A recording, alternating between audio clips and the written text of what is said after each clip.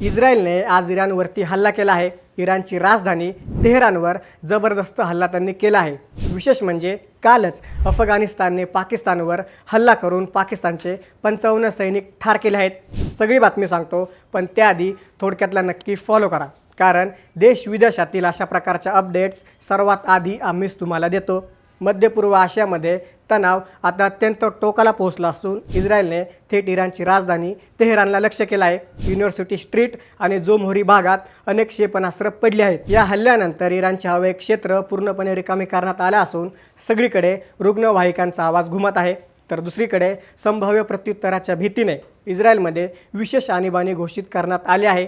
तेल अवीवमध्ये सर्व उड्डाणे रद्द करण्यात आली असून नागरी हवाई क्षेत्र पूर्णपणे बंद करण्यात आला आहे। इस्रायली संरक्षण दलाने नागरिकांना सुरक्षित ठिकाणी राहण्याचे आवाहन केलं असून शाळांना सुट्ट्या जाहीर केल्या आहेत। इस्रायलचे संरक्षण मंत्र्यांनी हे स्पष्ट केलं की जर आम्ही हा हल्ला केला नसता तर इराणने आमच्यावर मोठा हल्ला केला असता।